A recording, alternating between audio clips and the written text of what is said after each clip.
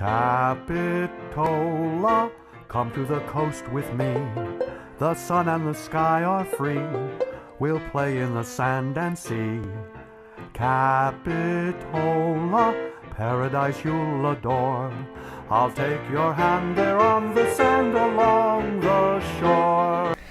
Well, if there is one name associated more than others with Capitola history, it's the name Carolyn Swift.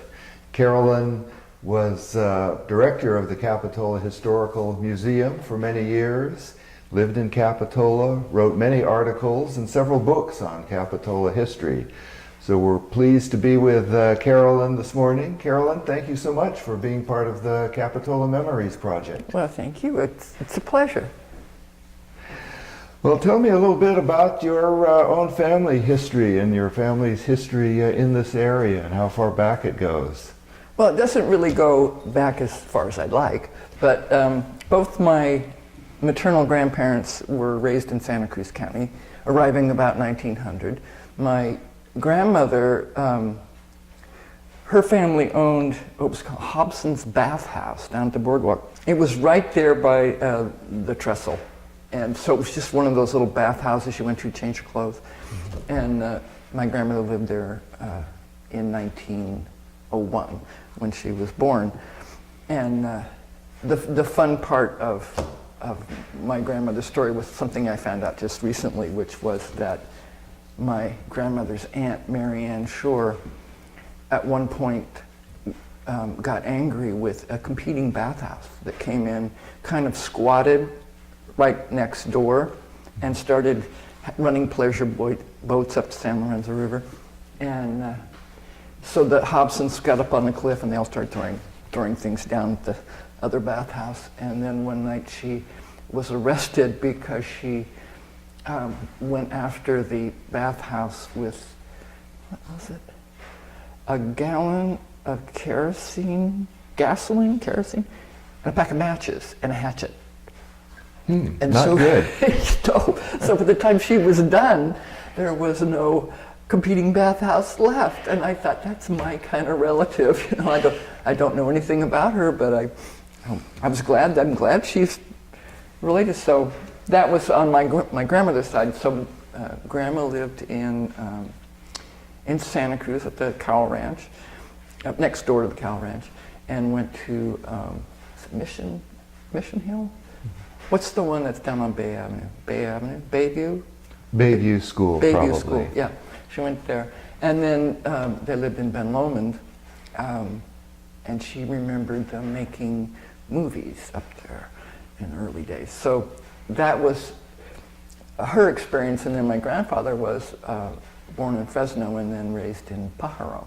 And his dad was a horticulturalist, so he was on a strawberry ranch in Pajaro, went to school there, and then went to Watsonville High School. And then when my mother was born, he was back in Watsonville. He'd gone away after World War I to work for Shell Oil, and then he came home. And so she was raised in Watsonville and was a Watsonville High School graduate. So there was family in the Watsonville area for a long time, and I was intrigued as a kid because the family had moved into the home of my great-great-grandmother, Carrie Trueworthy.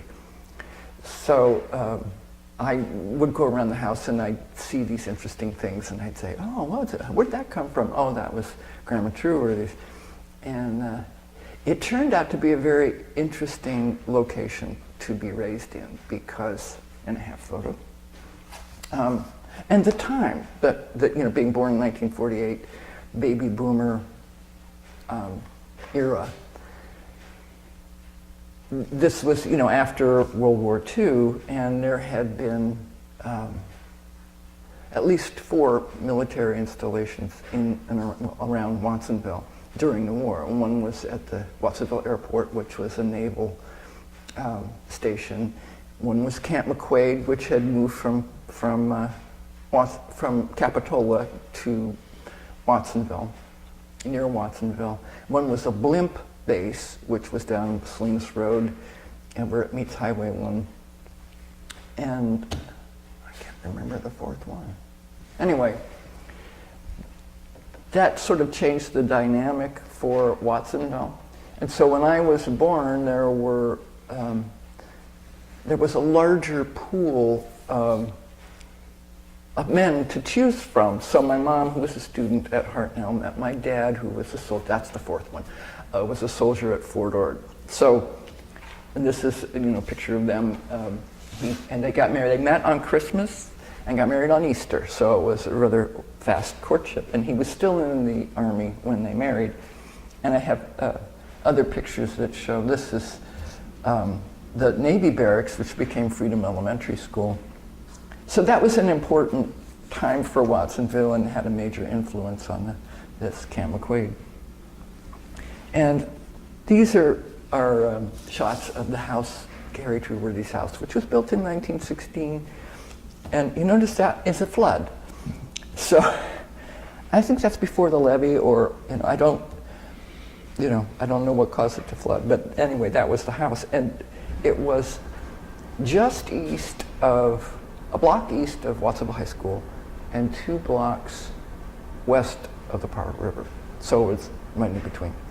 And that meant that the diverse farm labor history of Watsonville, the chain of labor that had, sort of been settled in Pajaro as immigrant groups came across the bridge, they settled very near the same neighborhood and went to Lynn Scott School and other schools in Watsonville. So I entered school with just this great diversity of classmates, and not one outnumbered another. So these little kids were my friends and classmates, and so that influenced my perception of Watsonville, which has never really changed, it's a community of many different languages and customs, and I used to, in fact, one of my favorite memories was walking around the block, and I would go, what they're having for dinner, and it would be, a Japanese family or in Mexican food or something that's, and my parents were really into the latest frozen food, frozen string beans, whatever they were marketing at that time. Now we know you want fresh, but they, were into canned asparagus and things like that, which I didn't like at all. So this was just a real interesting place to be raised for me, and so that was my introduction to Watsonville. When I have a picture of my grandfather worked for Martinelli's apple cider, and if you turn around the label, if you turn around the bottle, and all my cousins and a lot of my friends will do that. If you ever go into Martinelli's and you find all the bottles have been turned around, it's either me or a relative who's turned the label to see if Grandpa's picture's on there, because he's posing. I think this is 1935 on the 4th of July, and this bottle on the back of the truck is quite unique. So it's a Martinelli's apple cider truck, and he was the foreman for many years. So my experience of Watsonville really, my interest in history really comes from him, because he would tell me all kinds of stories, and sometimes didn't tell the truth, but didn't matter to me. I thought they were great stories, so I would remember. Well, what are some other things that you recall about growing up in Watsonville? I think you said there was an earthquake back in about '54 or something. Yeah. My dad came home for lunch, and we were sitting down having hamburgers. See, you always remember every little detail, and everything started to shake and fall off. I don't know what the strength of the earthquake was, but we just panicked and ran out. And I call there was a little bowl of blue flakes for laundry soap, and it's jumping down the thing, and just as I reached for it, it exploded. It just headed for the floor, and my mother's going, "Never mind, run!" We ran out the door. And then Mrs. Ferguson, who lived next door, and I swear she must have lived there forever, she seemed to be 95 to me, but she was probably 60-something. And she but obviously remembered the '06 earthquake. So she told us, don't ever run outside because the ground could open up and swallow you. So I can remember playing with my little friend, Stella Torres, and there was an aftershock and she had to go home, and so pretty soon I see that she's sitting on a chair in her doorway. And then I get placed on a chair, and so we were across the block, we'd wave, to each other. But there was just this panic that my parents experienced, otherwise I wouldn't have thought that much of. So this picture that you showed earlier of the flood, was that the flood of '55? The '55 flood is one of a number of memories that I have from early Watsonville.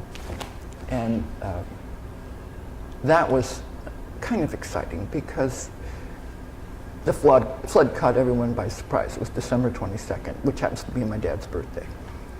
And so it's raining, and it's raining hard for a number of hours, and my dad goes out and joins the group filling bags on the levee. And then he comes home, and he and my mom, and we are sent to bed fully dressed, so we just have to put our shoes on if we had to leave. And so I can remember getting up, every couple of hours saying, "Do we leave yet? Do we leave yet?" Saying, "No, go back to sleep." So it turned out that my mother heard them tell us to evacuate, but my dad didn't. And so it was just typical of them. They couldn't make up their minds whether they should leave or not, so they didn't. And then when I went to school, which was a block away, a week later, you could see the damage from the flood on the ground, in the asphalt. Oh, this is where the flood was. I thought, that's only a block away. So the next day we went to Santa Cruz, which I guess it was just a tourist thing. We wanted to see what the damage was, and it was substantial. Well, it'd be like after the '89 earthquake, a lot of people went to see the damage, and a lot of tourists.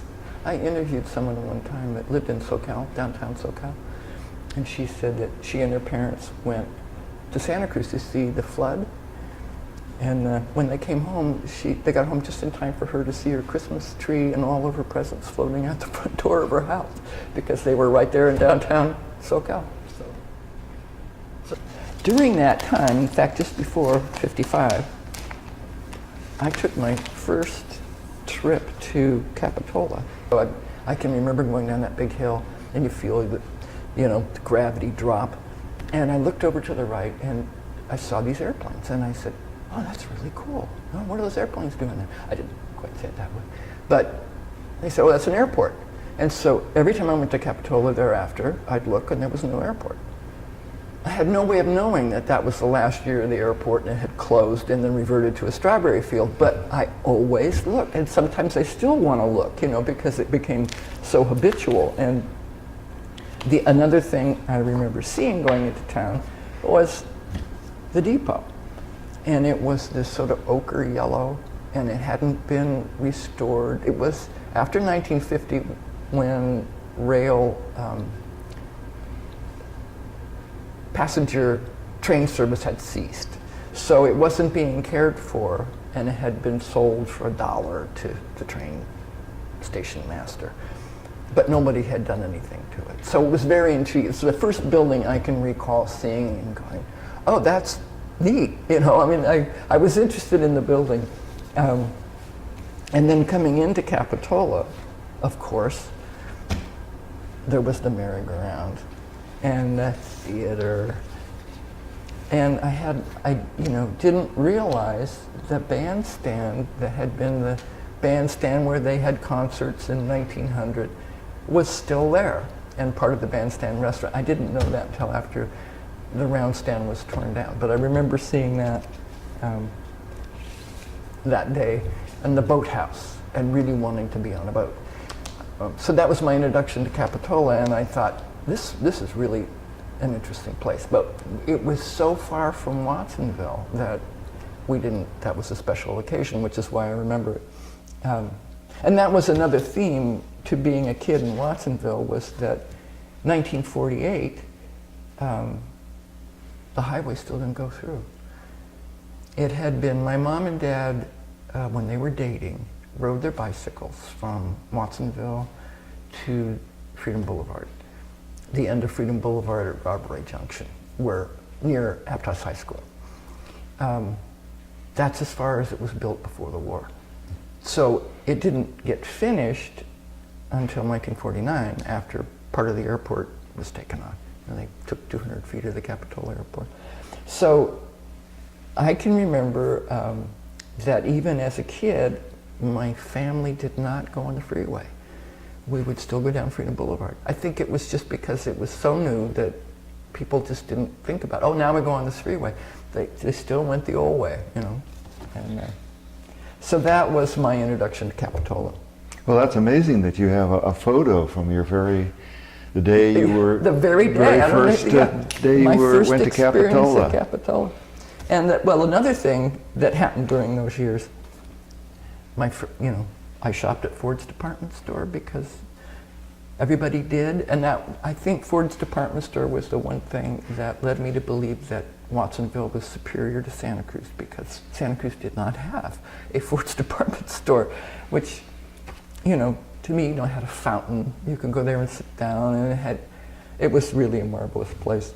So that was something else that I thought was neat. And I have to mention this because even though it's a difficult story to tell, the other thing that made me think that Watsonville was superior was the fact that the Watsonville Register Pajaronian won the Pulitzer Prize. And my dad was a linotype operator, of course, so he's interested in the news, and he read a lot, and he decided that my brother and I should learn about this. And I was, 6 or 7, and decided that that this was a monumental event, even though I didn't understand it. So what happened was the district attorney, so I can tell the story really quick, District Attorney Charles Moore ran on a platform of eliminating gambling, pinball machines in particular. And so I have a picture of him personally busting one in Capitola, of all places. And here he is. He's writing it up. And so he ran on this platform, and he was anti-gambling, and he did raids. And then it turns out that eventually it was discovered that he was accepting bribes from gamblers, and gambling was actually increasing in Santa Cruz County. So he got an attorney, Melvin Belli, with a bow tie. And so, then there's the whole chapter where one night, Pajaronian gets a call, Frank Orr gets a call, the editor, saying the DA's car was at this gambler's house, and its license plate was covered by the sporting green from the Chronicle. So it's covered with the newspaper. And if they hustled over there and took a picture, they could catch the DA at this gambler's house. It was Raymond Gilles. And so Sam Vestal, a photographer, young photographer, and this reporter went over there, and they got caught. And the gambler came out, and his henchman came out. And Sam got a picture of the gun, I don't know how he did it, the gun that the henchman was holding with the DA's car in the background with the license plate covered. And so this guy grabbed his camera, and it was, I forgot, some special kind of camera, and what he pulled out was not the film, but another part of the camera. I forgot what that is, a sleeve or something. And so he thought he had the film. Sam actually put the film in his pocket. So eventually they call a police officer, and Sam and this guy supposedly get arrested.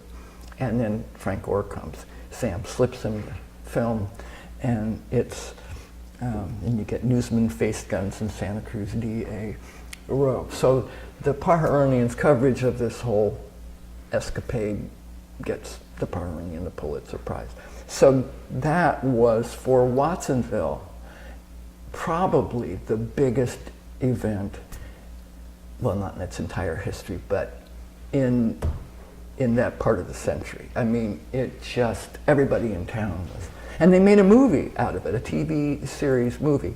And I can remember watching it on TV in 1956 or whatever it was on, and thinking, wow, that's my town, you know. It starts out with, you see Watsonville coming in. So I wonder if that movie is still around. I don't know, it's called The Big Story. I don't remember the name of it. It wasn't, I thought it was Dragnet for a long time, but it wasn't. It was some other show that was on. Yeah, I think the Pajaronian used to have it. Unfortunately, they lost, you know, all of their, they did not preserve, when the paper sold, they didn't, you know, it was part of the Scripps chain, and they sold it back in the early 90s, and they didn't save any of that stuff, but I'm sure they had it. So anyway, these, while I was at the Pajaronian, Sam let me borrow some of his negatives, and that's how I got these. So I was always curious about this story, as are a lot of people, and I think Mike Wallace, who was a reporter for the Pajaronian, has, I don't know if he ever actually finished the book, but he was writing a book about that whole experience, yeah, and interviewed everybody. So those are the major events from early childhood that I can remember. Oh, I forgot the most important part. The gambler that paid off the district attorney was Sam Miano, who ran the casino at Capitola. And he's the one that people used to say, when I would do walking tours, they would say, oh, he's related, the guy that ran that is related to Al Capone. There's this myth that Al Capone's sister used to live in Capitola with this gambler. And this one guy said, oh, the Sam Miano, he was always afraid they were going to come and get him. You know. And so, you know, you try and investigate that. I think Judy Steen actually did find a family named Capone in Santa Cruz, but, you know. Yeah, I've heard that the rumor that Al Capone's sister lived in Santa Cruz wasn't true. I heard that too, because I tried, at one point I looked up his sister, and she was living back east. Mm-hmm. But it could have been a relative. It might have been some other relative. Yeah. Or, but you know, it's one of those things that, you know, there's always a bit of truth in a rumor. And it's one of those rumors in Capitola's history that can't die. I mean, but he did. You can see his name here, Sam Miano. So he did. He was a gambler. So anyway, that's the big story that was related to Capitola. And I almost forgot that big link. Well, tell me a little bit more about after you graduated from high school, you went to Cabrillo College for a while, didn't you? You know, I did, and there's an intermediate little story, because what happened was in 1955, at the end of 1955, my family moved to Selva Beach. And so I was no longer living in Watsonville. I was now part of really Aptos. And this was baby boom again. And I'm entering the third grade. And it was quite interesting because there wasn't enough room for everybody. So you think Aptos, now you think, well, how many elementary schools are in Aptos? I mean, I don't know, dozens? No, probably 4, I don't know. But there was only one school. Only one school and a whole lot of kids coming in. In fact, some of the kids that should have been in my class actually went to Capitola because they shuffled them over there for a year because it was not room. And so I ended up going on double sessions, which was really an interesting experience because you only went to school half a day. Mm-hmm. And like what they did was the whole time I was at the school, if you were like A to L, your names are A to L, you were in this one class, and if it was L to Z, you were in the other class.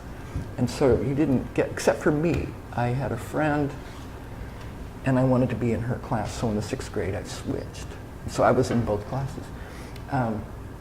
What impressed me, because the bus went every day through Aptos, was the quaintness of, I hate using that word, but the history that I passed every day. You come up, And the bus driver always used to scare us.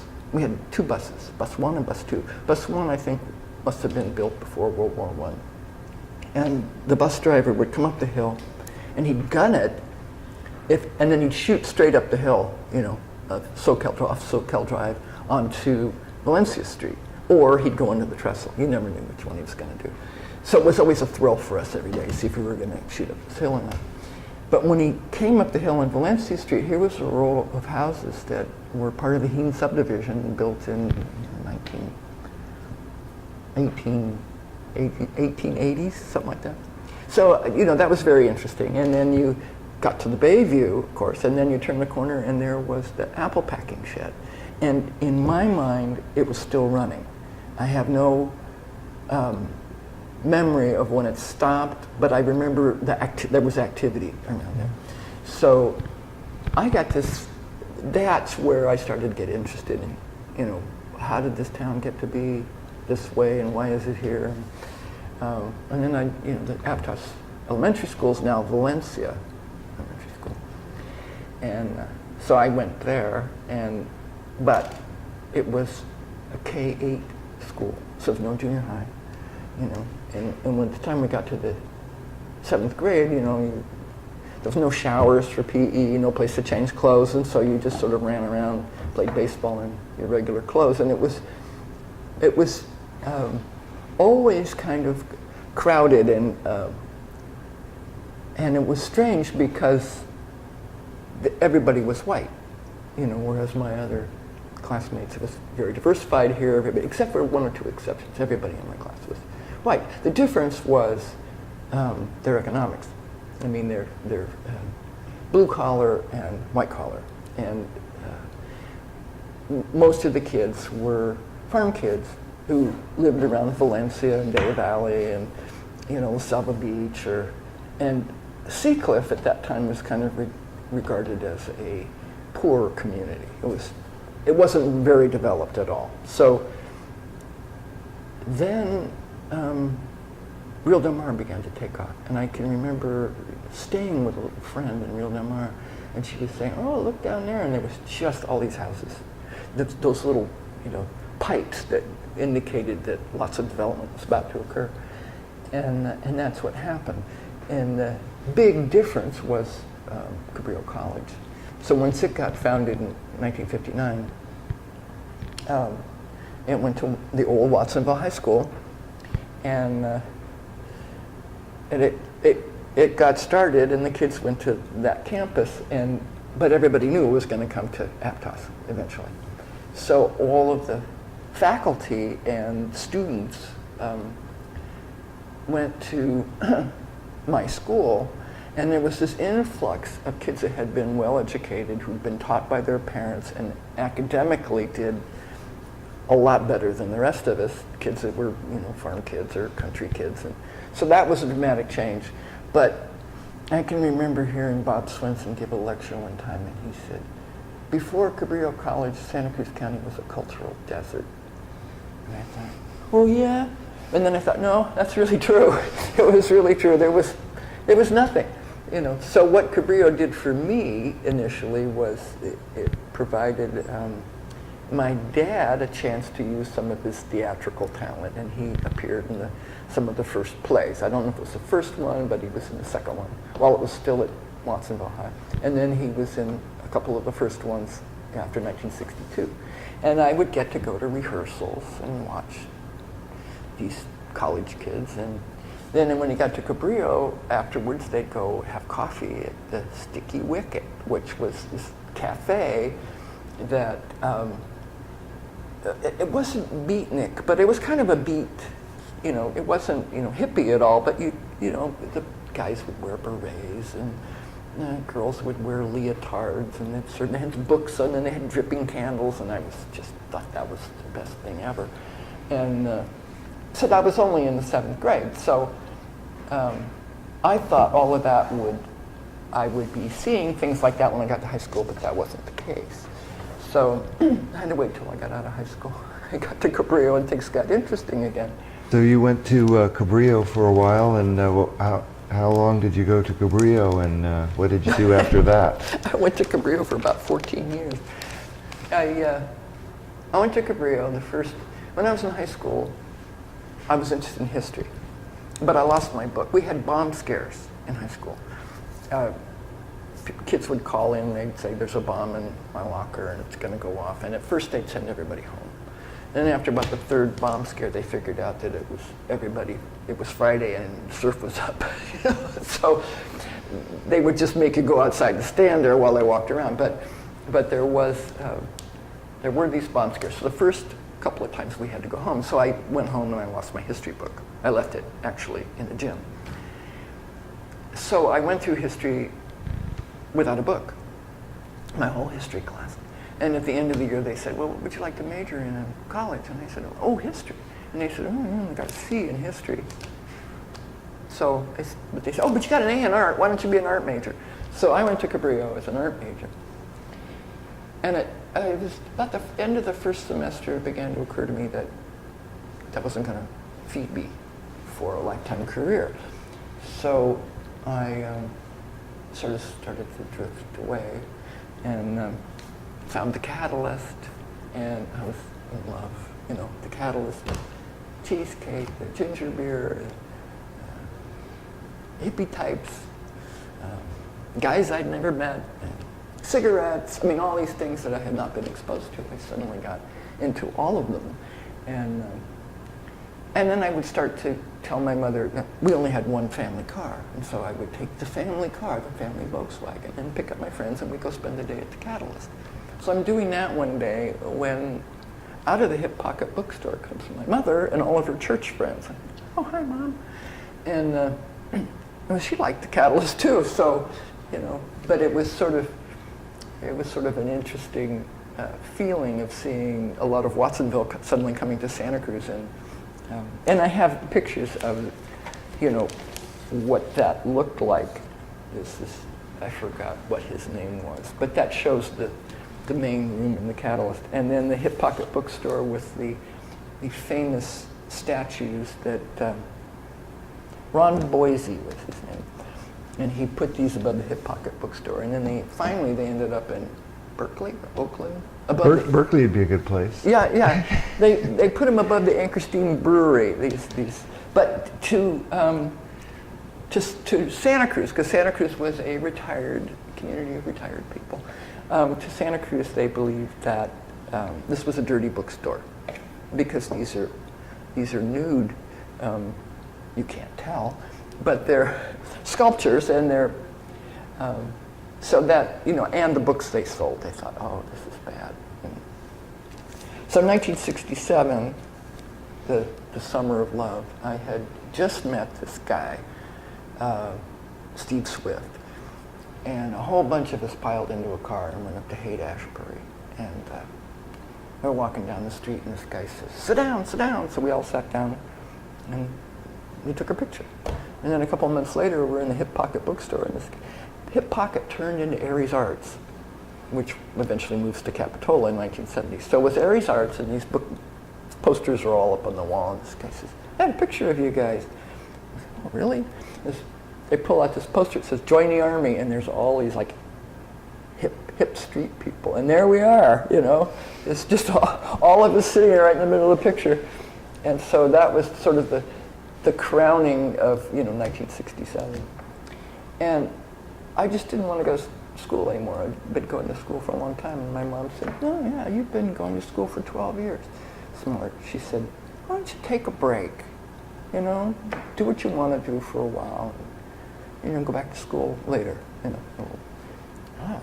So every day she'd give me my lunch money, and I still borrowed the car, and we went all over Santa Cruz, having a good time. And during those years, I discovered Capitola.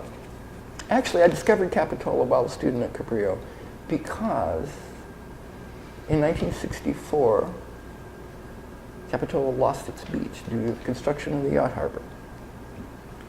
So I am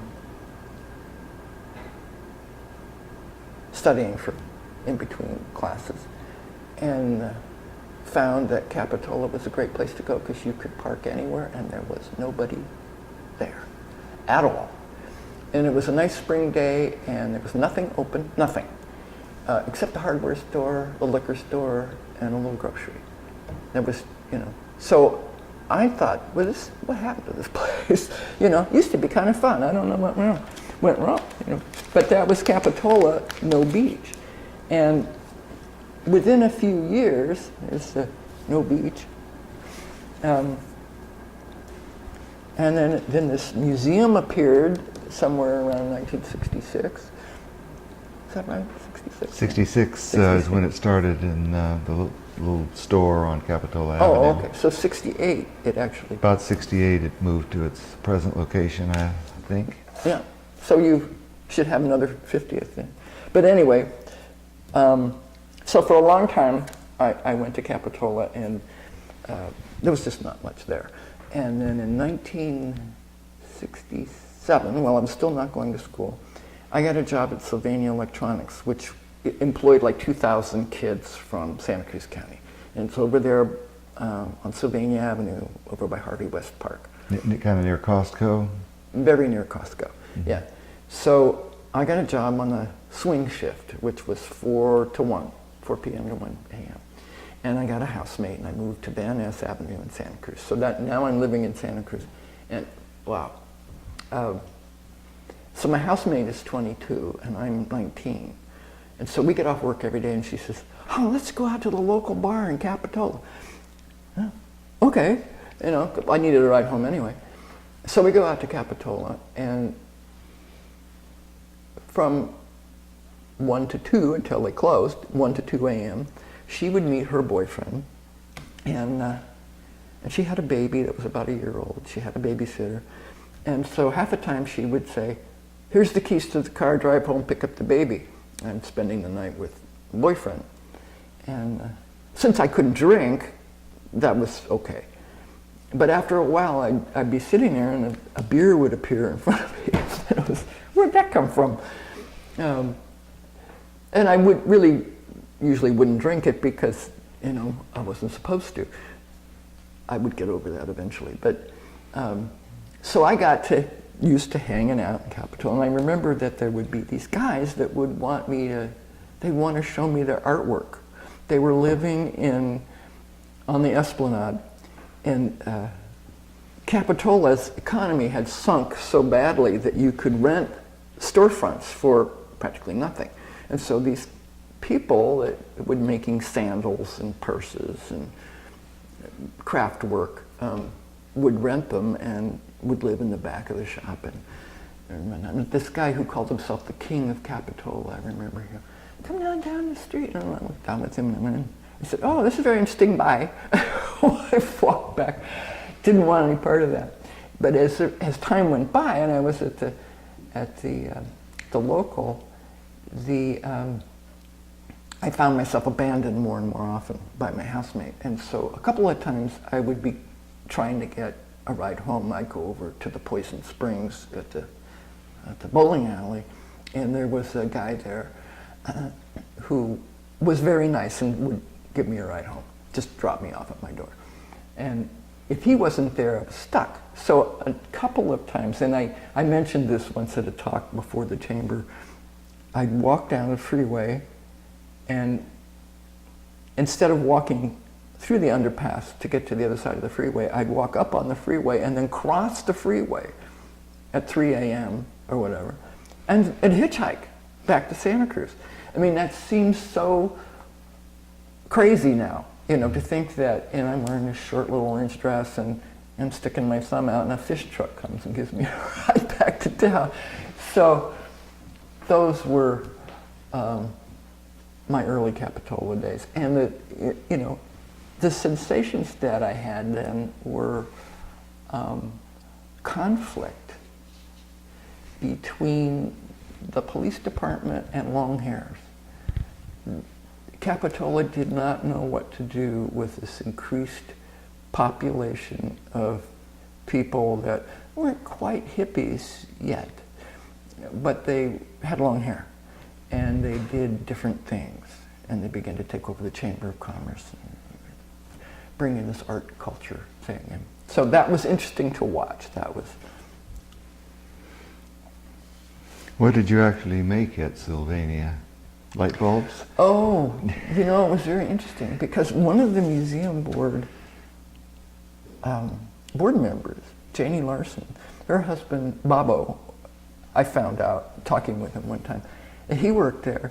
And I remember talking to him one night because I didn't have, you know, you had a badge. You had a red badge, meant you had no clearance at all, you didn't know what you were doing. If you had a blue badge, you kind of knew what you were doing. If you had a yellow badge, you knew. So I can remember asking him one night when I went back to get parts or something, because I was a red badge, he said, "Oh, we're making surveillance equipment for the Vietnam War." Oh, really? You know? And so I, you know, whatever it was I was assembling, I had no idea. Diodes, capacitors, resistors, you know, little things you stick in, this little thing, were used to, they drop it over areas in Vietnam and it would read the vegetation and send back signals and stuff. So that was pretty advanced. However, hiring sort of long-haired students from Santa Cruz who were on their way to becoming hippies and probably anti-war wasn't the best idea. And so by '68, Sylvania was on its way out. I lost the contract. Well, how did you get into journalism? That's one of my favorite stories. I went back to Cabrillo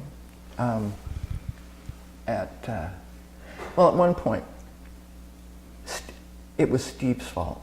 He went back to school and he went to a party and he didn't invite me because he would be embarrassed because he was dating somebody that went to, worked at Sylvania. He didn't get hired at Sylvania because he's colorblind, so he couldn't work there. So now he was back in college and he's going to these parties and having a good time, and I thought, "You're not inviting me? What, you think I'm stupid?" So I moved back home and went back to school and I said, "Okay, it's history now or never." And I enrolled in history classes and I enrolled with Steve in Sam Bloom's political science class. And I got a higher grade than Steve and all of his friends. I was so happy because I just felt like, that'll show you. But in the process, I got interested in the history classes. And so I took history 17A and 17B at the same time. And so I was immersed in it and I loved it. And so one of my history teachers, his wife was helping out, had been the society editor at the Register Pajaronian when she was young. Now she, was a mother of 2 kids and she was going back and helping out every once in a while. And they needed a third person. So he went to his wife and said, "I've got this student, I think she'd be good." And so one night I'm home and I get a phone call and it's Ward Bashir, and he said, "You've been recommended for a job at the assistant on the society page at the Register Pajaronian."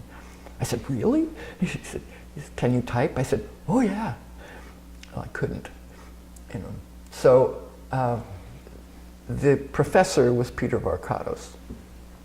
His wife was Mary Beth Varkatos, who eventually became editor at Sentinel. So, but she and I became immediate friends. And then by the time I got married in 1970, she was my matron of honor.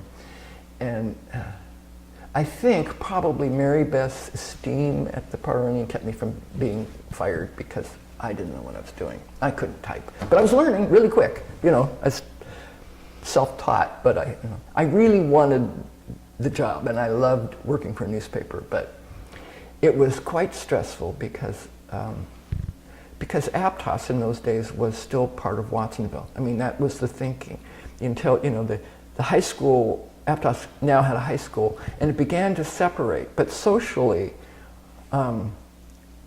Aptos and the Rio Del Mar set, and the Cabrillo Music Festival, and all of the social events in the county were still pretty associated with Watsonville. So the society page had a lot of power. And these women who had influence would come in, and if you misspelled their name or misspelled the name of the flower used in their wedding, they would have a fit. I mean, they would really get angry. So I wasn't used to that, and I learned a lot of people skills immediately, you know, how to deflect anger and things like that. So that was a very fortunate introduction for me. And when I finally graduated from Cabrillo in 1970, I thought I actually transferred to San Jose State. And then when the time came to enroll, I thought, okay, I can try and go to San Jose, or I can stay with the paper and hope they'll teach me something. So what happened was then they kept me half-time at the Pajaronian, and they opened the green sheet, and I got a half-time spot there at the green sheet. Which meant that if you were at the green sheet, you weren't watched at all. I liked that, you know. So I remember the green sheet. That was a subsidiary paper that served the Mid-County area. Where was the office for the green sheet? Initially it was in Safeway in Aptos. There was a little cafe next to it, and the flight of stairs went up. And there was the cleaners, and we were right above the cleaners in the back office of the Chamber of Commerce. So there was a chamber in the front, and we were in the back. And I worked with, a woman, Viola Johnson. And my typewriter was made in 1915, and my desk was a wooden door on bricks.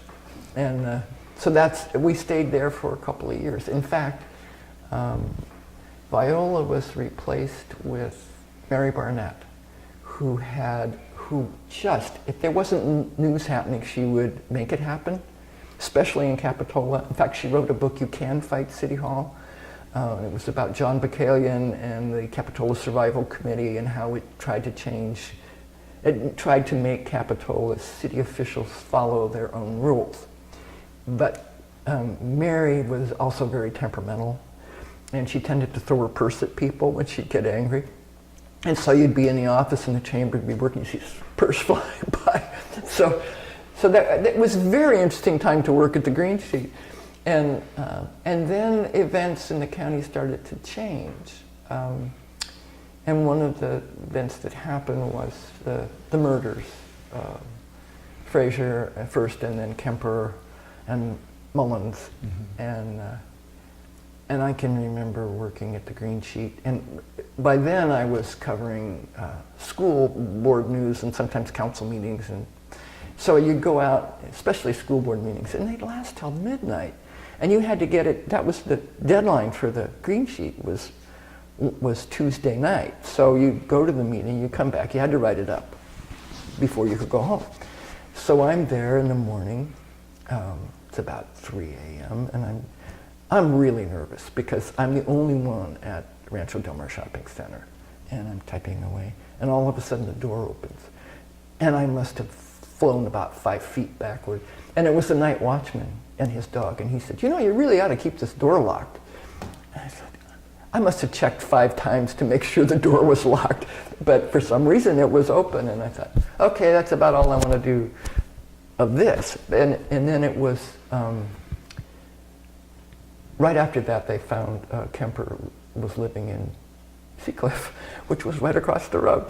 So, not that he would ever come barging in, but you know, I had been a student at UCSC by then, and I knew kids that hitchhiked, and so that was very powerful. I felt that very deeply, and by then I had become a member of the Santa Cruz County chapter of NOW, National Organization for Women, which was the impact of, or the result of my interviewing the now president, Claire Delano.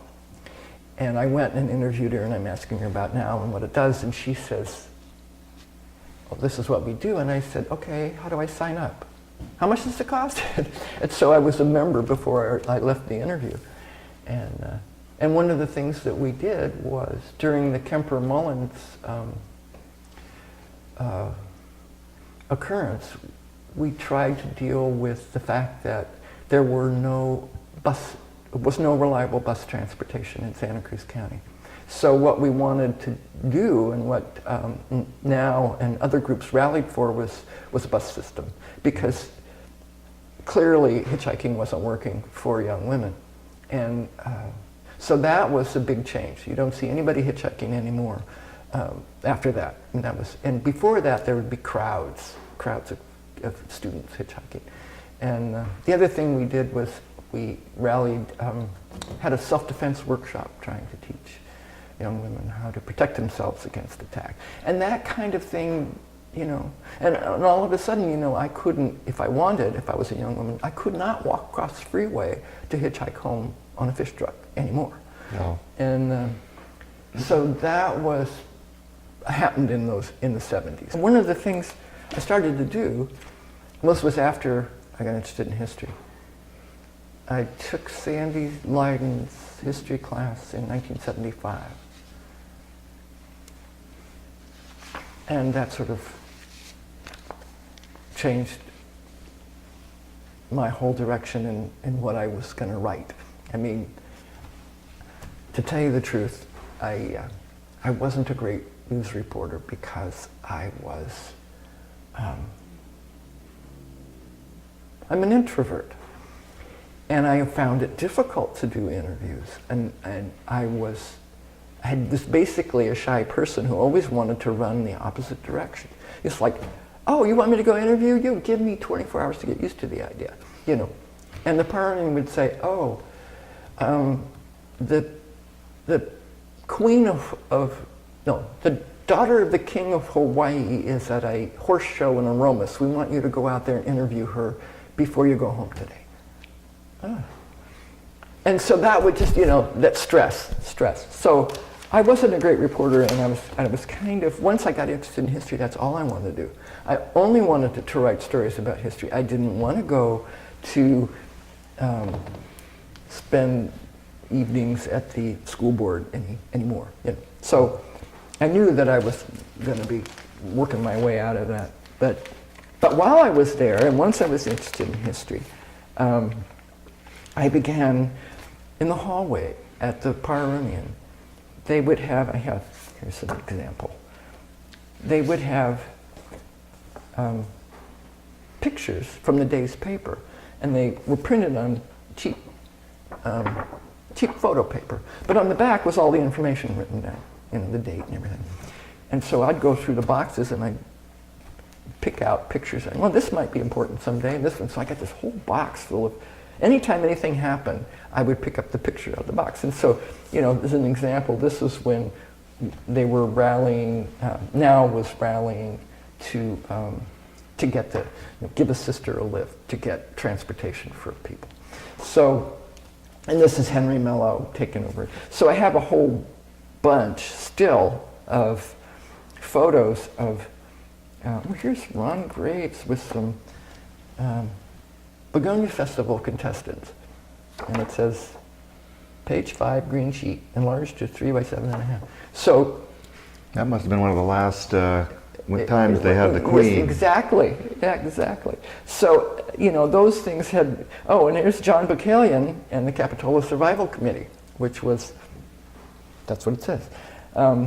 So I had pictures of, here's when they took down the barn at Deer Park, Shopping Center. This is Marge Von B, reporter for the Pajaronian, interviewing Gary Geyer. Gary Geyer, yeah. I remember. Because he's nude at the nudist beach in Hooper Beach. Right. Is that Hooper Beach? Yeah.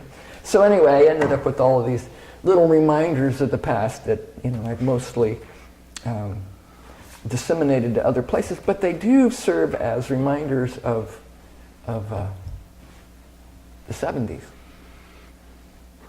Well, the 70s are becoming more and more historical. It's kind of scary.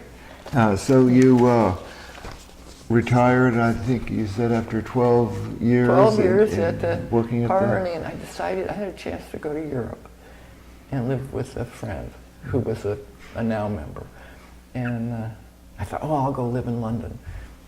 And I had divorced. Steve and I divorced in 1978. And so I was on my own. I was living with housemates in SoCal. I went to London, and that was very difficult, of course, to not have well, I had to work under the table in a restaurant, you know, and that just wasn't my top strength. I was not a good waitress. So I came home after 4 months and got a job. I had a job already at Mr. Toots and went back. The day I got back, it was like January 2nd. Uh-oh. Yeah, yeah, exactly right. January 2nd, 1982. And somebody else, one of my housemates, because we all worked at Mr. Toots, everybody in my house, and she said, "Would you cover for me?" And I said, "Okay." So I get halfway down there, and it's flooding. And so I got out of the car, and I'm, you know, up to my knees in water, and I go to Toots, and it's open still. And the flood was the storm drains backing up. So I got in there, and Toots is packed with people watching these enormous logs coming down, you know, and the logs are not hitting the Capitola Bridge, but they're hitting the bridge in SoCal. And at the time, my little house in SoCal was on Main Street, and it's like 4 houses from the intersection where the flood's going to be. And because by then I was into history, I'm sitting there and trying to serve drinks, something's happening again, it's going to happen again, you know, because I knew what happened in '55. All these logs backed up against the SoCal Bridge, and they couldn't remove them in time, and they couldn't get a lift to get crane. Thank you. Couldn't get the crane, and so this time I'm going, why is it happening again? Well, they had a crane that got stuck in traffic. So I went home, and we went down and actually watched the water jump the bridge. And then the next day I went and took pictures all along. So I have some pictures of... Now, right in Capitola, did the water get high enough to flood the village? Not at all. It just, in fact, I have one picture that shows all the damage that I could see, which is right there when you come under the bridge. Then there's the Venetian court, and there's a little bit of the wall that sticks out, and that cracked. I took a picture of that. Did you? Yes. Okay. Yeah, well, I remember that. That was it. That was yeah. it? Okay. Yeah, and I didn't see any other damage. And I remember, and I have a picture of basically a delta at the mouth of the Exactly. creek. Exactly. All that mud and sand just built out Yeah. into the bay. Yeah, it was pretty impressive. And then I continued to work at Mr. Toots, and in 1983, I'm the opening, we called ourselves jerks, like soda jerk, only we're a coffee jerk. Now we'd be a barista, but I was the opening barista. Barista sounds better than Yeah, jerk. it does, jerk. Yeah. I was the opening barista, and which meant I went down in the dark, and 7 o'clock, and opened up, and then you start the machines and make coffee. And the night watchman and I were friends, and I'd always make him a cup of coffee, and we'd sit and watch the sun come up. So we were doing that, and he said, "Hey, Carolyn, I think there's a problem here." And I walked over to the window, and these waves are going, because Toots at that time was Toots upstairs and downstairs. So Toots downstairs had already failed. It was kind of locked up. And I said, "Oh, look, the windows are breaking." And the waves are coming in. "Oh, look." So this is the storm of in early '83. '83, yeah, February, or January. It was February. February, I think. Yeah. So I said, "Oh, and there goes the table. Oh, there goes the chairs." So eventually we called the owner, and Bob, some of your furniture is washing out to sea. And he said, "Oh, call me back in an hour." And he went back to sleep, and here's the water's coming further and further up, And so the old news habit kicked in, and I called Bob Smith at the Green Sheet, and I called Sandy, and who else did I call? I called,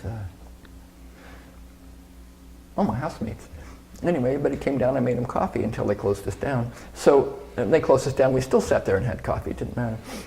So we got some really cool pictures, because, it was all coming in directly at us. And Now, didn't you say once that the waves were actually powerful enough to move the whole building? Well, it turned out that the Edgewater was actually built in such a way that it could be lifted by waves and set back down. So what I saw, because I was standing in between Toots and the Edgewater, And I saw the building go up and come down, and it scared the heck out of me. It was like, oh my God, it's the end. Kind of built like a boat, I guess. Well, it was really unusual. So anyway, I have a number of pictures, because Minna Hertel, who then lived, she and her, like she owned the hotel across the street.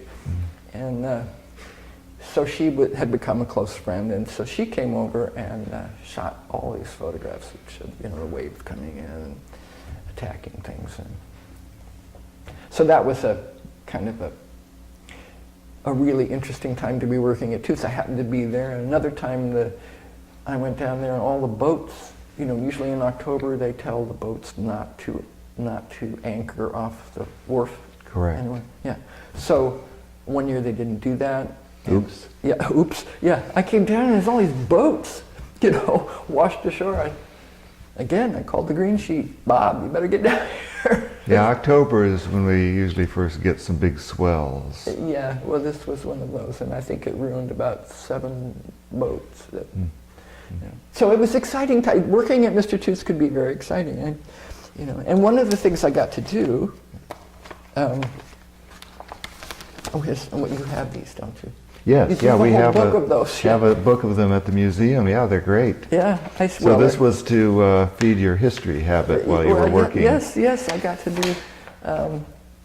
I got to write history, and. So this is like a newsletter for the coffee house. Yeah. I see. And so you'd come every month. There was a new one, and so I have pictures of when I worked there, cleaning the furniture. Well, this is my favorite picture at Toots. I'm interviewing Stephanie Harlan, the first time she ran. And there I am, we're drinking, and I'm blowing cigarette smoke in her face. I mean, talk about inconsiderate. And she doesn't care. So, but anyway, Minna did take that one. Minna took that picture. Well, she captured history there. She did, and this is another of my favorite pictures. I'm petting Morris the cat. Well, I was going to ask you about Morris. Minna did a whole book about Morris. Yeah, she did. And you were working there when Morris was one of the regulars? Can I tell my favorite Morris story? Please do. Because Morris, he had different names all along the Esplanade. And he would go, I think he was Rusty next door, and he would go and sit in front of the whatever in the morning when they were opening up, and he had this little ritual place to hang out. But he lived with Minna at the hotel, and he would actually come into Mr. Toots and sit next to me when I was making the coffee drinks, and he'd just sit there, and to please little kids, I'd have you had a pad that you were going to write on, and I'd go, what would you like, Morris would look at me, and, oh really, okay, and then I'd write, and then I put a napkin and a spoon and a little Demitasse cup full of cream. And he would drink the whole thing, and little kids would just go crazy. They thought I was really talking to the cat. But the best part was one day we had mice, and they were running out of underneath the counter. And so these mice were running around our legs, which, we were all women, and we tended to go, eek, a mouse. And so after a while, I said, oh, there's only one thing to do. And so I ran down the stairs, ran across to the hotel. Minna wasn't home, but her mother was there. And so her mom was sitting in the chair, and I said, hi, is Morris here? And can he come out and play? No, she said, well, he's sleeping in the chair. So I grabbed him. I said, Morris, come, you're going to work. And I tucked him under my arm, ran back across the street, plunked him down behind the counter. I said, okay, Morris.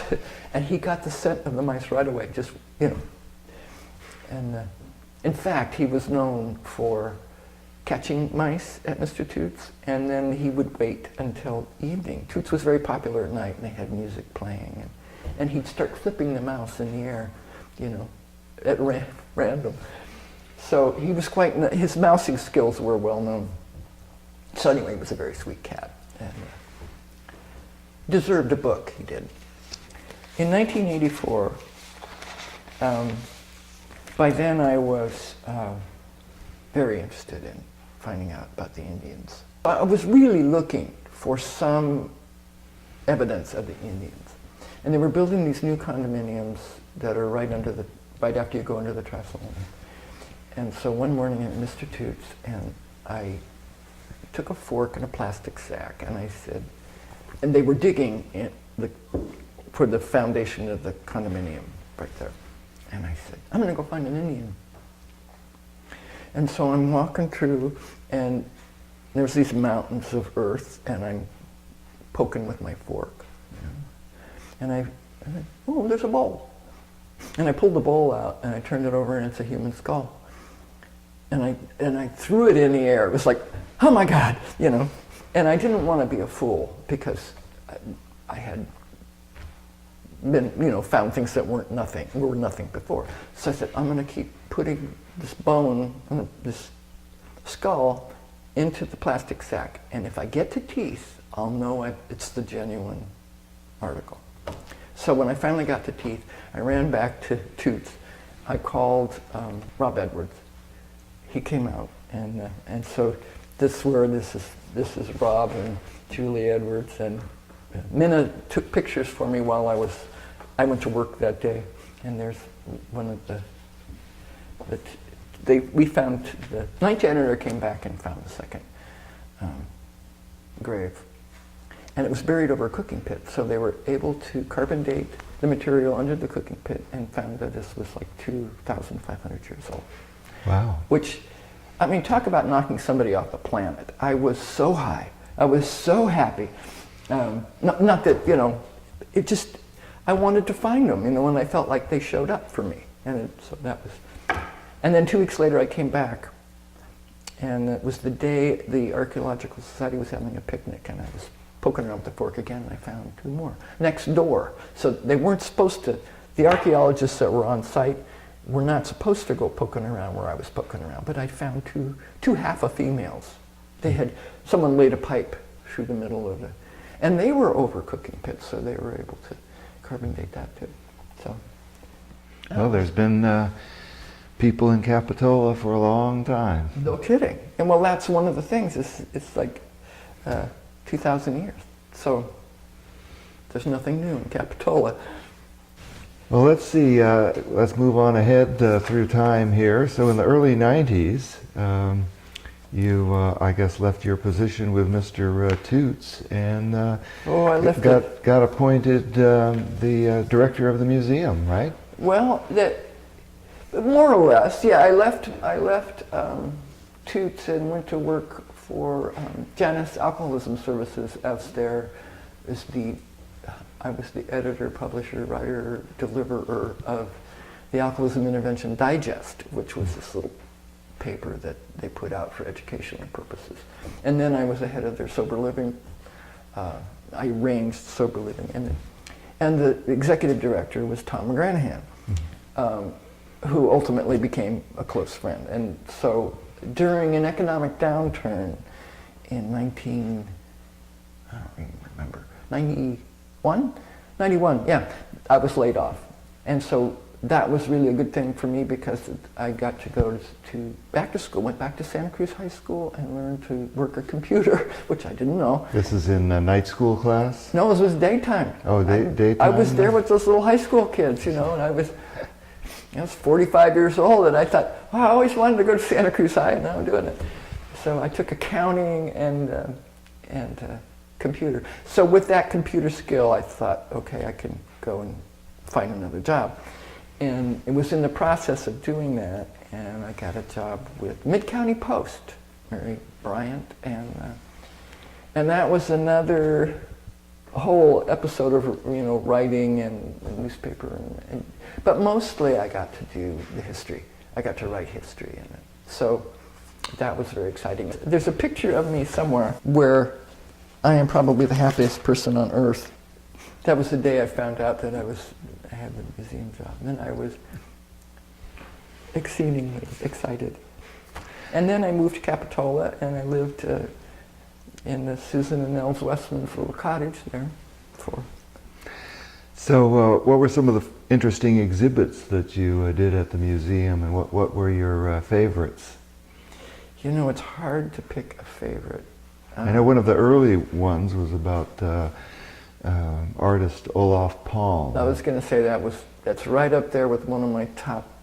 Because Mary Beth Varkatos, who by then was retired and was on the art commission, she and I sort of did that together, and nobody knew where Olaf was.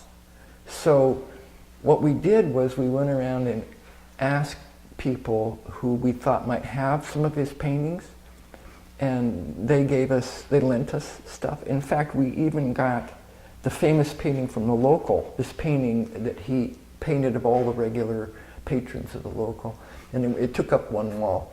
And Tom Luwaji, who I think was the founder of the local, and then he had the Zyanti, not Zyantian, but something in Zyanti. He had another nightclub or a tavern.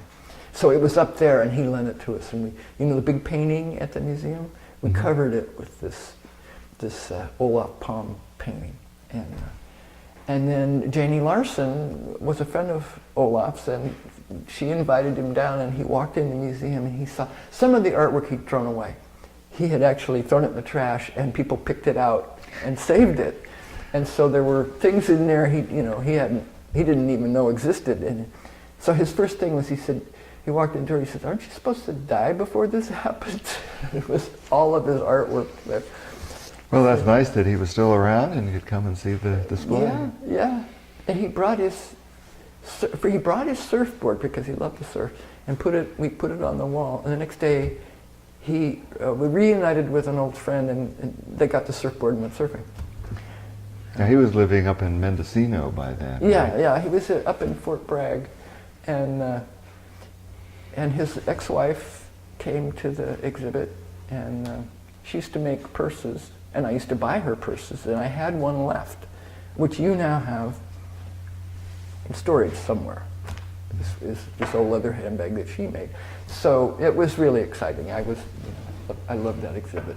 Tell us a little bit about your experiences with some of the books that you've written or co-authored.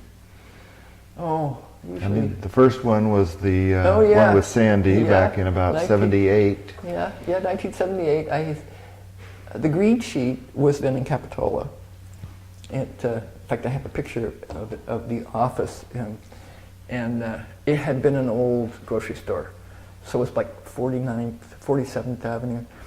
And so we were in there, and Candace Atkins was also in the process of getting a divorce, and she had a house on Prospect Avenue, and she let me live in it. It had no furniture, it had a waterbed, and that was all. So every day I'd leave the green sheet and wheel on the cart my typewriter home, and I'd work on this book. Sandy had called and said, "Anna, you want to do a book?" And then we found out we had 4 weeks to do it. And I found out you really cannot do a decent job on a book. I'd never written a book before. We were so pressed for time that he wrote the first half and I wrote the second half, and we never had time to put it together and read it through. We just cemented it, published it, and there it was. So it does have a few lopsided facts in it, but overall it was an exciting publication. Well, some of the interpretations have changed since then, like the origin of the name Capitola, yeah. Some other things. But we did bury Martina Castro too soon, I think. That's too bad. Yeah. And then you worked on the editing the diary of Georgiana Bruce Kirby. Yes. That must have been an interesting project. It was fortunate because that's how I met Judy Steen, who for 17 years helped me put museum exhibits together. But she and I worked on that for 10 years. And what took so long was we inherited a manuscript that came with the book that had been written in the 1940s, when images of women, thoughts about women were vastly different. And so this author's interpretation of the significance of Georgiana Bruce Kirby and Eliza Farman was really different than the way Judy and I saw it. So it took us, we worked with the manuscript. Finally, we just left it and started off on our own. And then you also did a history of the Begonia Festival. Yes, I did that. Now you Margaret Koch was sort of a co-author or wrote part of that? She started to write, first they hired her, and she was going to write the whole thing. But I think her husband died in the middle of that, and so she had just written a part of it, and then they asked me to do it, and that was right when I had been laid off. I said, sure, I don't do anything. So, and I just learned how to work a computer, so, that was a rapid project. But I did that with Minna Hertel, and she did she got the editor and did the whole thing putting it together, and Mary Bryan in the Mid-County Post did the typesetting. So without Minna, I don't think I could have pulled that off, because it required, I'd spend nights researching it, and then you'd be researching it and writing it at the same time, and then editing, going back and editing. That was tough. One of the other books that you did, or reports, was the historic context statement for the city of Capitola. How did that come about, and what was that like working on that? When they started the museum, when I was on the museum board, I served with Gail Ortiz and Catherine Gualtieri, who Catherine had been a former state historic preservation officer, just retiring. And so she and Gail were interested in historic preservation and getting a context statement for Capitola. So they, in response to their urging, I started to try and put one together. And so Catherine, we based a lot of Capitolas on what Carmel had. And it took a long time. It was very good to do, because it forced me to organize Capitola in a way that made sense for someone who, if you had a historic home and you wanted to know where did it fit in Capitola history, it should have been more direct, but it does work. I think it helps. Yeah, it's a rich source of information. I recommend it to people from time to time. Good. And it's nice too, because it has I think a chronology in the back, and also a list of all the city council members up until the time it was written. Yeah, we tried to include. In fact, one of the things that they criticized us for when we showed it to the state was that we included more than a period of significance. In other words, it's supposed to stop before the 60s, but we kept going. Couldn't help. Well, couldn't help. It's all going to be history here. That's true. Yeah. Eventually. But we just thought, well, this is important, so therefore we're including it, and I don't care what you think. So it had good information, and a lot has come from it, because it served as, when I did the Arcadia book, immediately went back to the context statement, sort of as a guide, and it was very useful. Yeah, I was going to ask next about the Arcadia book on Capitola, which was, I think, the last one that you did, 2013. Yeah, I knew I was going to retire. That was a thing I wanted to get done. But having worked on SoCals just previous to that, which was a lot more difficult.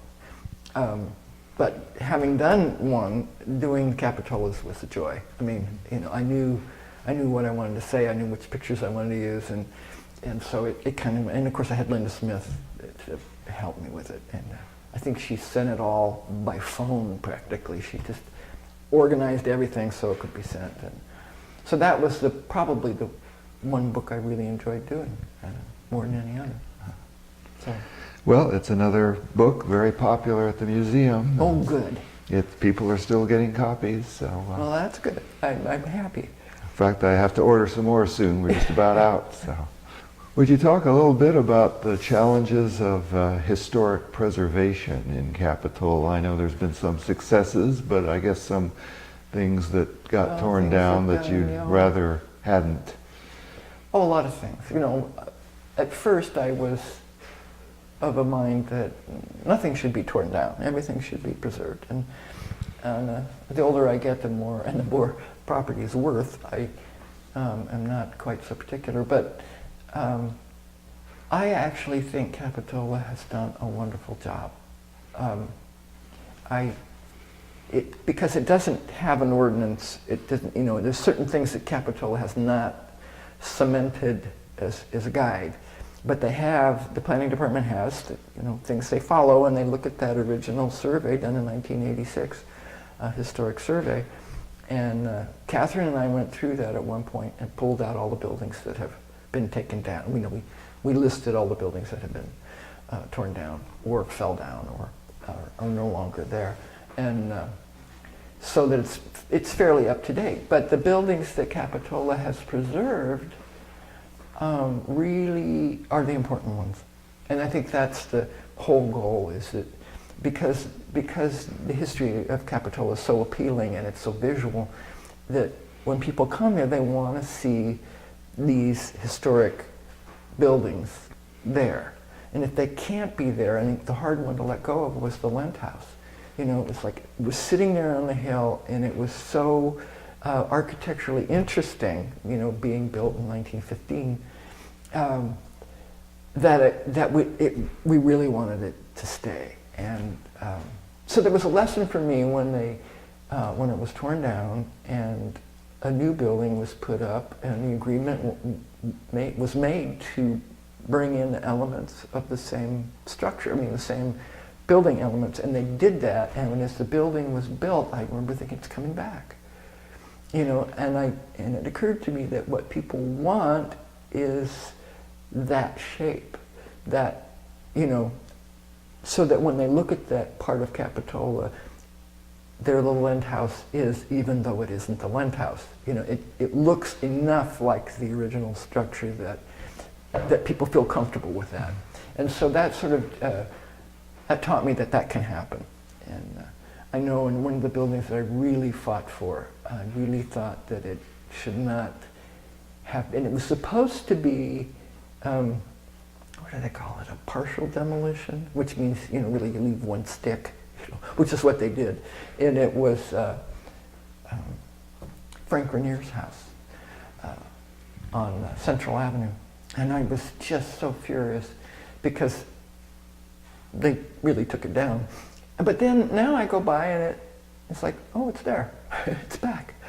They did rebuild it with enough of the architectural features intact that someone who's looking at the street will go, oh, that house is still there. So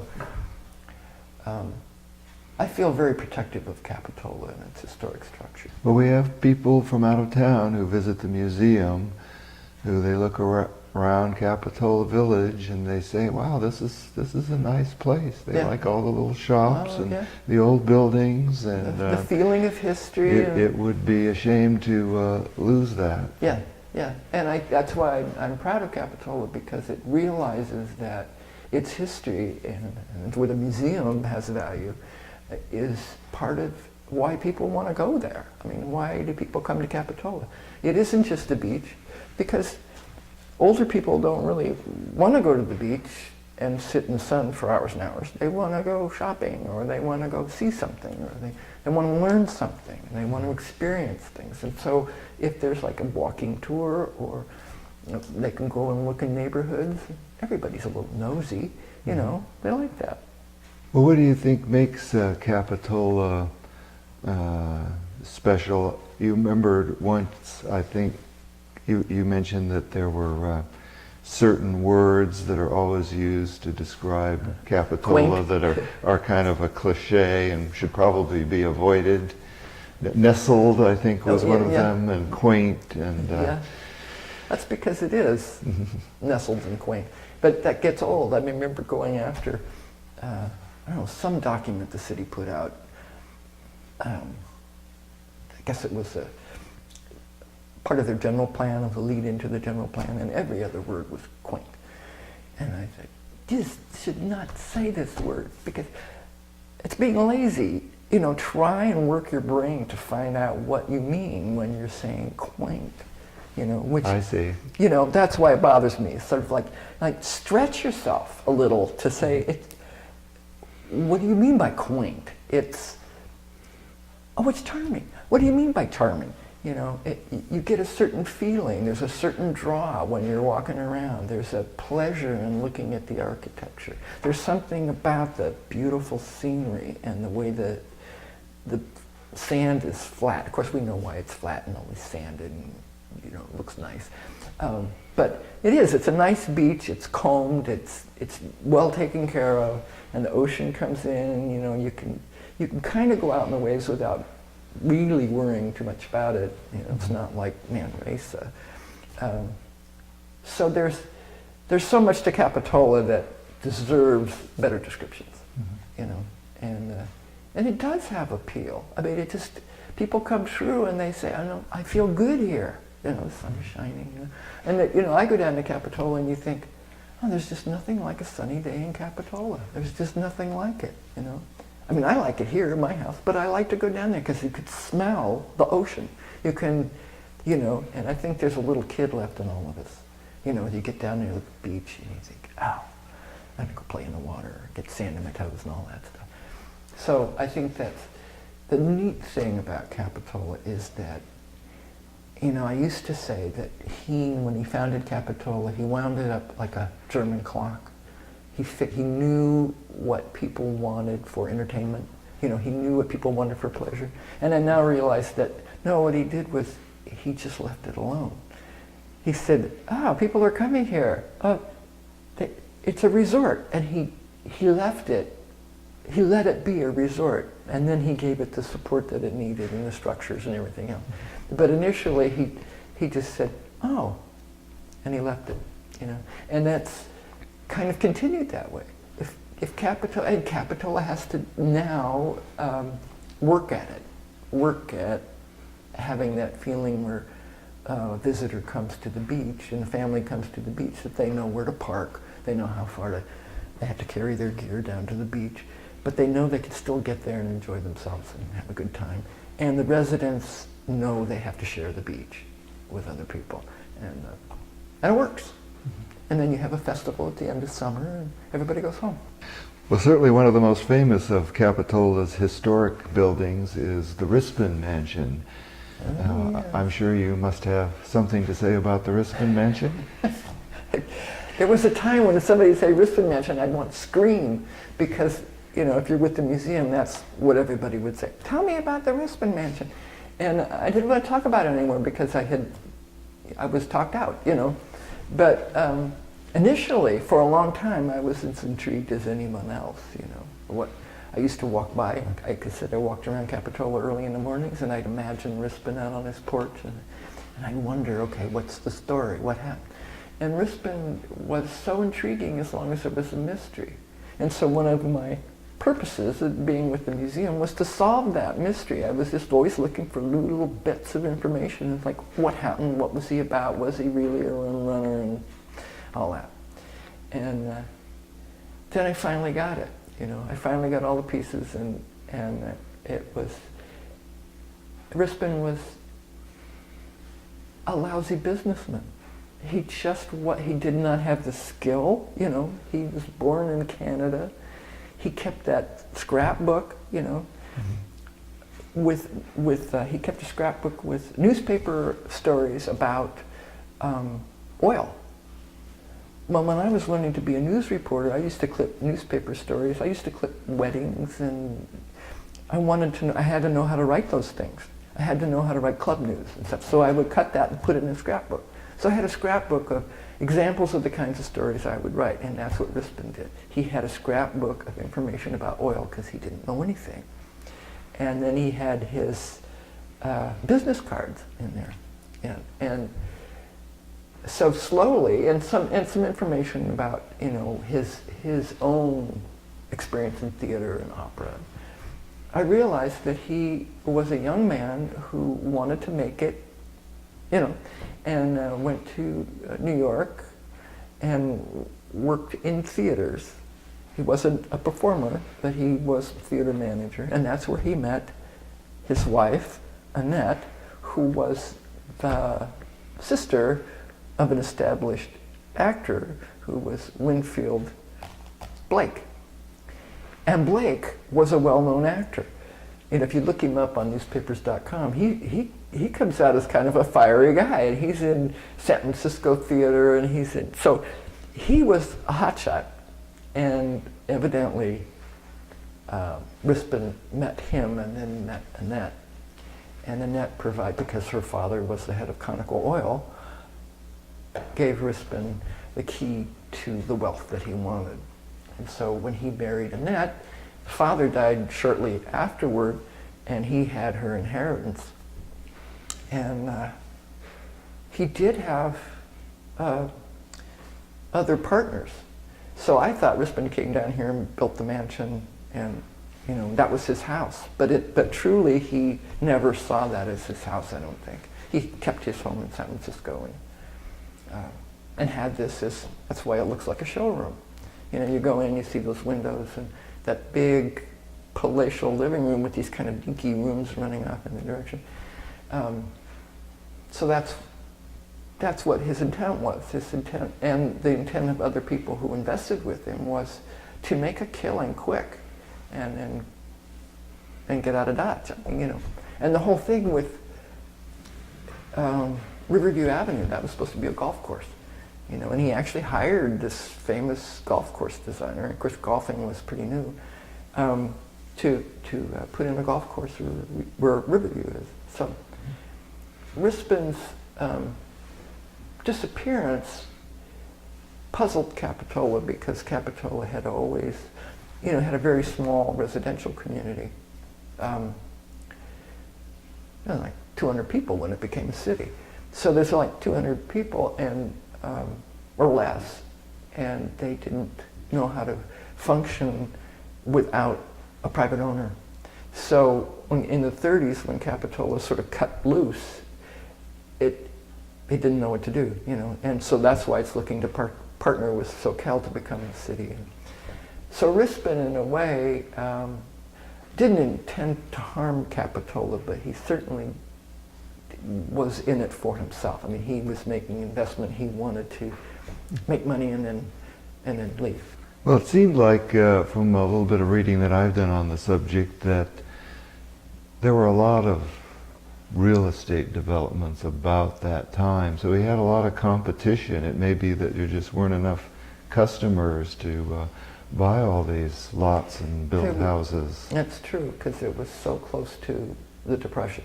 It was so close to, Benjamin Hayes, Robert Hayes Smith, that bought, the partner that took over, he had a lot more money. But then by 1936, he's bankrupt. So a lot of the developments. I was just studying the Selva Beach, or Rob Roy. Its history, and the same thing. The founder, Rob Roy, or La Selva, couldn't hold on to it through the Depression. He bought it in 25 and was developing this resort, but by 29 he couldn't hold it anymore. So I think Rispin just had bad timing. One of the things I've noticed about Capitola is there are a lot of people who are very involved with the community, and if there's some controversial thing that comes up before the planning commission or city council, there's a whole bunch of people want to weigh in on it. Do you think that is just typical of small towns, or is there something different about Capitola having all these people who want to engage? Boy, that's a really good observation, because that's something that I kind of noticed too, and I can't.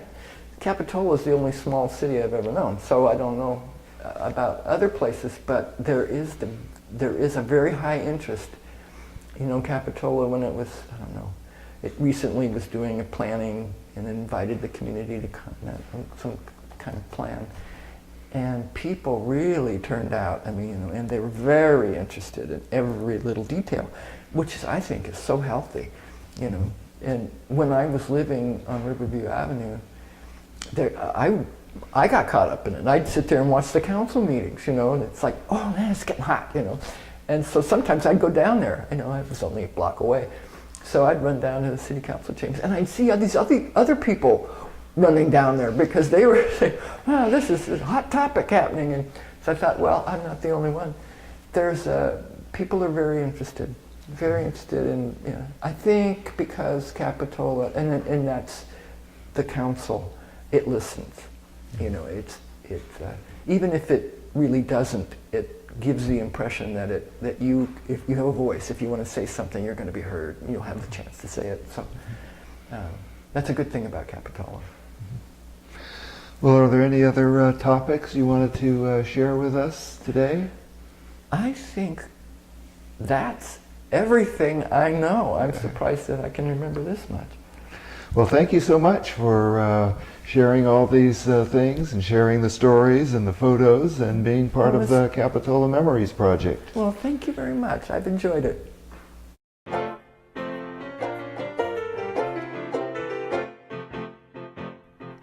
Capitola, come to the coast with me. The sun and the sky are free. We'll play in the sand and sea. Capitola, paradise you'll adore. I'll take your hand there on the sand along the shore. Capitola, over the bridge we'll go. We'll capture the sunset glow and wait for the creek to flow. Capitola, sway to the ocean's roar.